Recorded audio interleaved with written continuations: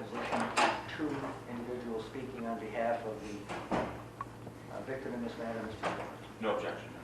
And proper notice was given. Yes. We talked about that the other We day. received proper notice. The day I got the call that Doug was missing, my gut instinct was, what did she do? And I told myself, don't be jumping to conclusions.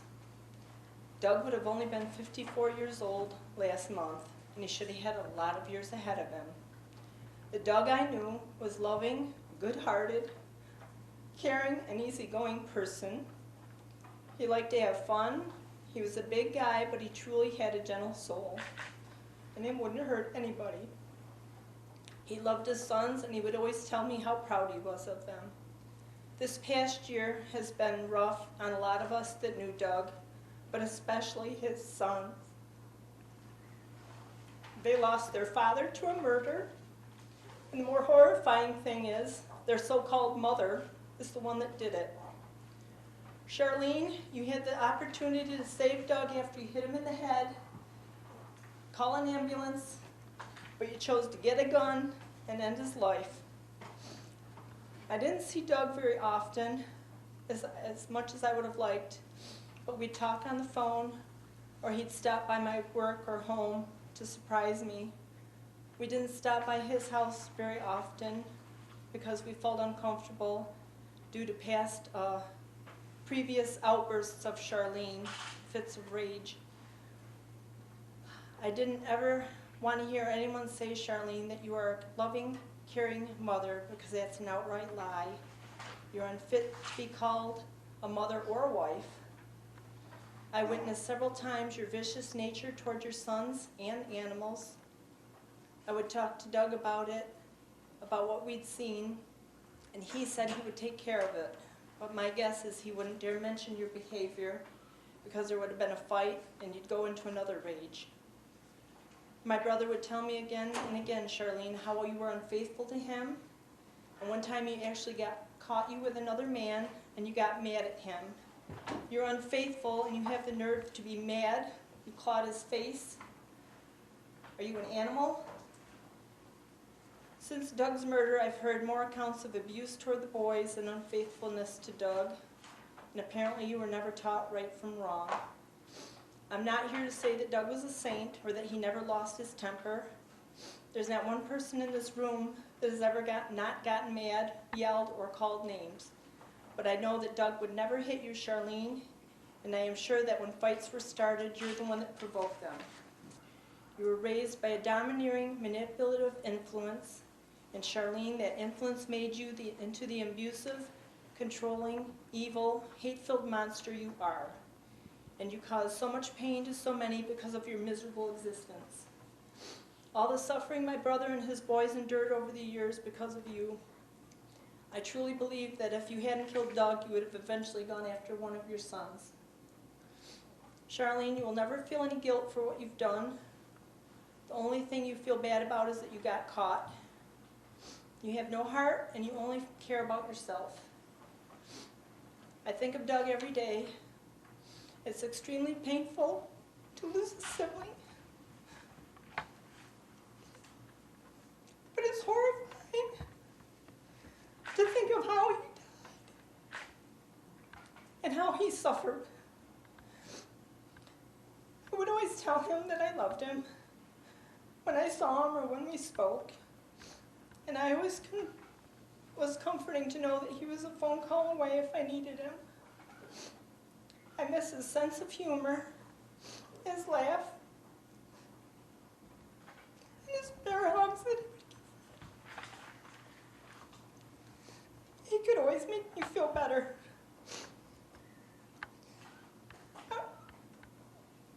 I wish he had told me, his big sister, how much pain he had in his life. And he didn't want to worry me, but I could have tried to maybe convince him to get away from her sooner so something like this wouldn't have happened. And someday, Charlene, maybe you'll realize how good you had it. I believe you are a danger to your sons and anyone else that gets in your way. And if I had my way, you'd be locked away for life where you couldn't abuse or control any or hurt anyone again. And I can only hope that whatever happens to you in prison is more painful and more miserable than what you dished out over your lifetime. And I would ask the court if they could please impose the maximum sentence. I'm here with one very haunting question. A question many of us have struggled with, asking ourselves and each other over and over and over again for the past 14 months. Why?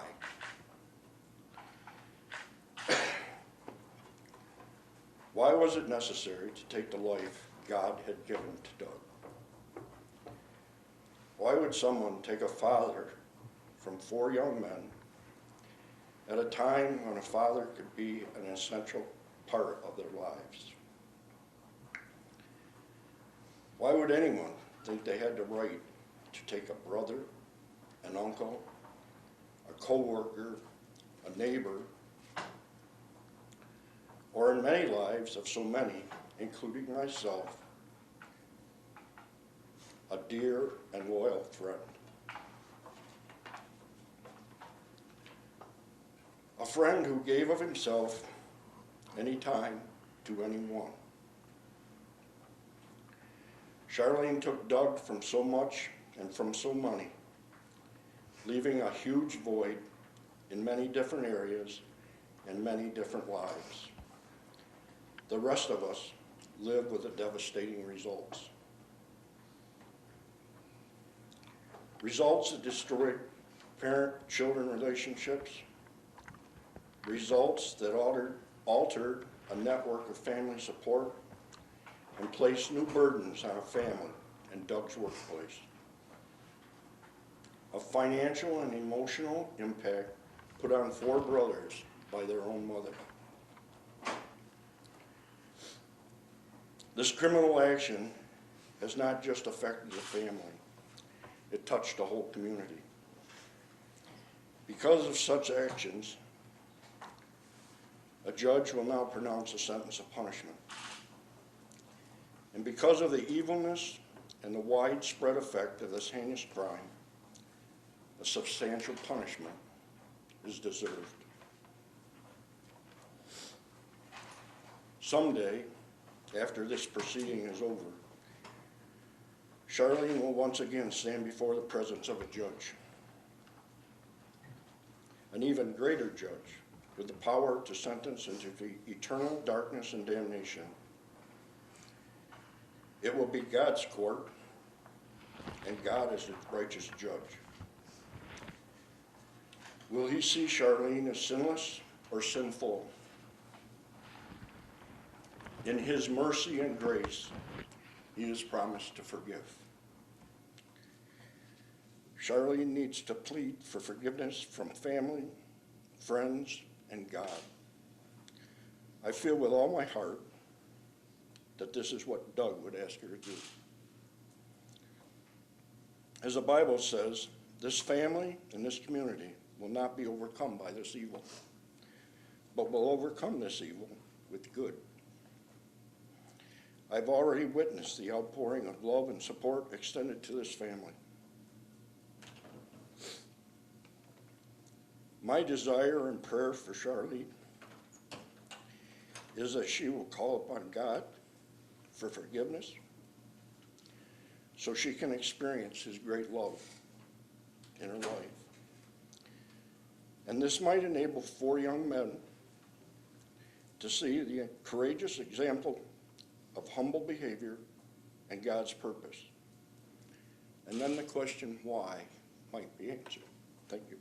Judge, it is clear that the defendant, quote unquote, loved her animals more than anything else. She had recently found out prior to the murder that Doug wanted a divorce and that he would buy her out of the farm. He had enough of her alcoholism and her failure to do her part on the farm as he worked a full-time job plus picking up her slack. A divorce would have meant losing her animals. she could not let this happen. So on April 19th, 2015, the defendant took the opportunity to kill Doug while doing her chores. She did so without provocation. She hit Doug at least 3 times with a pitchfork, in the chest and in the head. The evidence is clear in this regard. All of these injuries occurred while Doug was alive.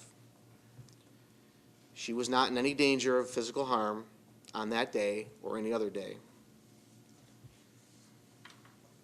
Once she had Doug incapacitated, it was time for her to finish the job and save her animals. The defendant went to the house to get a gun. She loaded it, and she placed the gun directly to the back of Doug's head and pulled the trigger. At that moment, like every other day, she was not in any danger from Doug. She needed to save her animals.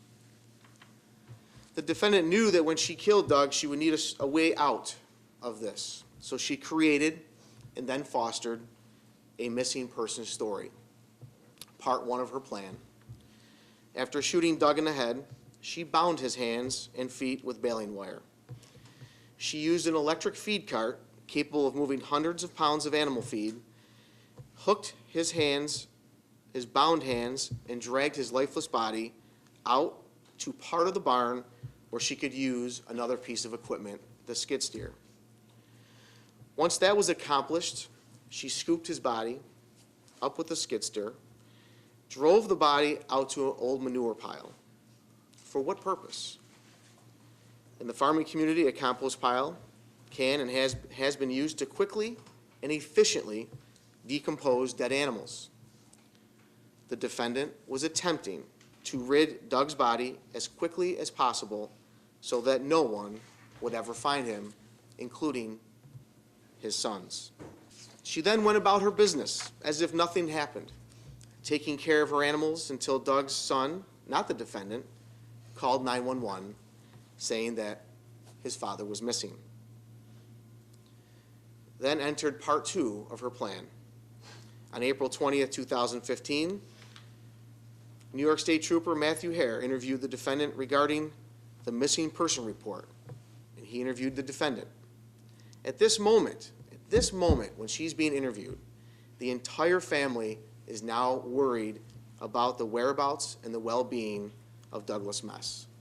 Their family, their father, their uncle, their brother. Please stop and think at that moment what is going through the minds of all of these people. And at that moment, while they worry, she says to Trooper Hare that on April 19, 2015, at approximately 2 p.m., she's referring to Doug, received a phone call from his work at Baskin Livestock. Doug was very upset and said that he had to go to work, back to work. Doug jumped in his truck and took off in a hurry. Doug arrived back home at approximately 5 p.m.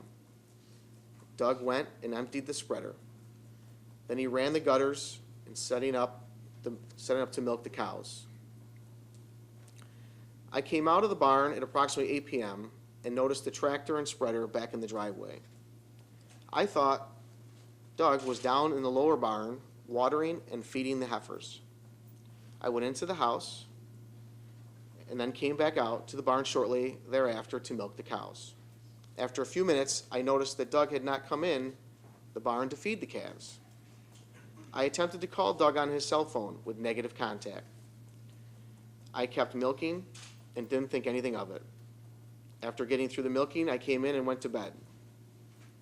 I thought he had been called in to work. It is commonplace for Doug to get called into work at different hours of the day. Doug is on call 24/7 for Baskin Livestock. This morning, she's referring to April 20th, when I woke up, Doug had not arrived home. I began my chores and tried to call him again with negative contact. I spoke to my mother about the situation, and she told me to have my son, Douglas Mess, contact the police. Doug is currently on several medications for high blood pressure and diabetes. Doug has not made any comments stating that he wants to harm himself. Every year around his birthday, from the middle of April to the middle of June, Doug becomes depressed. Doug has left before during this time, but only for a couple hours at a time. My son, Michael J. Mess, noticed that his .22 rifle was missing from my gun cabinet located in our bedroom. I have nothing further to add at this time, as she ends her interview with Trooper Hare on April 20th. We all know now that from at least 7 p.m. on April 19th until she gave that statement and beyond, that Mr. Mess was deceased, and she knew that.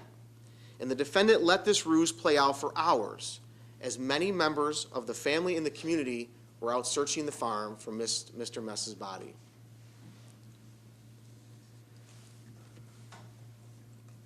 Her plan failed because they found Mr. Mess. And then the defendant wanted to perpetrate the next part of her plan, which was the fraud upon this court. The defendant before you is a fraud in the sense that her behavior from the moment that they found Doug's body has been a complete acting job. She attempted to manipulate the court, her attorney, and 2 doctors in believing that she has some sort of mental illness with her childlike behavior and her fake constant shaking. The probation department, in their review of the many records in this case, concluded that the defendant was manipulative, cunning, and acting. The probation department, in their review, also found that the defendant has no remorse for her actions. They found that her actions were calculated and planned, and that she continues to act with her behavior to this day. They recommend 25 years in prison. It is interesting to note in the defendant's sentencing memorandum, towards the end, Mr. Kilburn writes, "The defendant had difficulty putting down an animal that needed to be killed. But I would submit to the court, she had absolutely no difficulty killing Doug." The people request that she be sentenced to 25 years in prison for the cold and calculated killing of Douglas Mess. Thank you, Judge. We ask that the court consider Ms. Mess's life as a whole, as well as the facts and circumstances surrounding this crime. Ms. Mess is 49 years old. For all of her adult life prior to April 15th of last year, she was a law-abiding and hard-working woman. As a farm wife, she was up with the sun. She worked hard all day and all evening. And she was to bed late at night. And it was day after day, year after year. But what wasn't apparent is what was happening below the surface. The retentions and pressures building within Ms. Mess that could not be seen. Just months before this incident, she told her doctor, "I always feel like I'm about to explode." And that's what happened on that day. The tensions and the pressures within her reached a breaking point, and she exploded. This is not a case of someone who has a lifelong history of violence and criminality. The facts don't show that this is a case where Ms. Mess plotted in advance. The psychological and emotional pressures within her exploded that day. I've attempted to detail in my sentencing memorandum what led to those pressures and tensions. We ask the court to impose a sentence that recognizes the pain and the grief and the loss that was caused to the community and to her friends and family. But also, and most importantly, Judge, we ask the court to impose a sentence that recognizes Ms. Mess's life as a whole, all 49 years of her life. And we ask the court to consider what happened on that day. Judge, we ask for the court's mercy. Otherwise, we rely on our papers submitted. Your opportunity to speak to the court regarding the sentencing.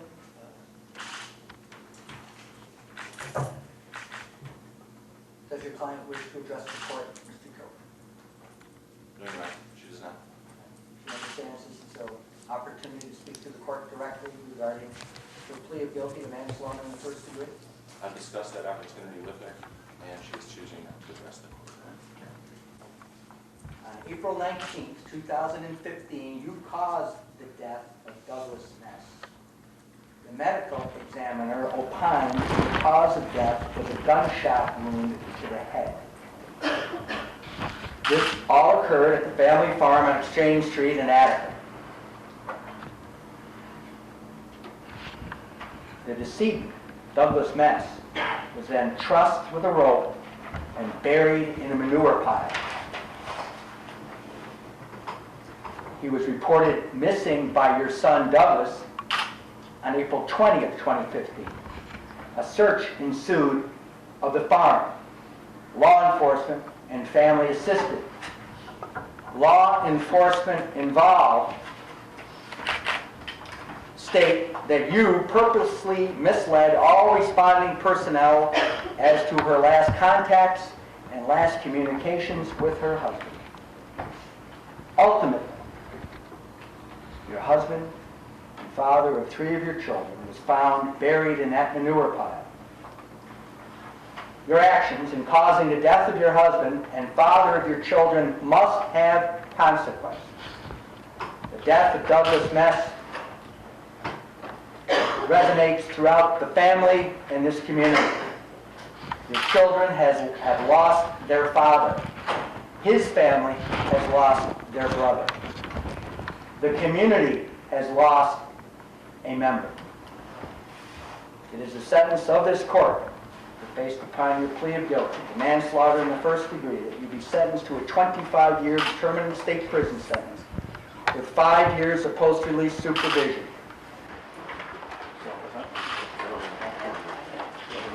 Here's his sentence. Here's his summary. Here's her supplement.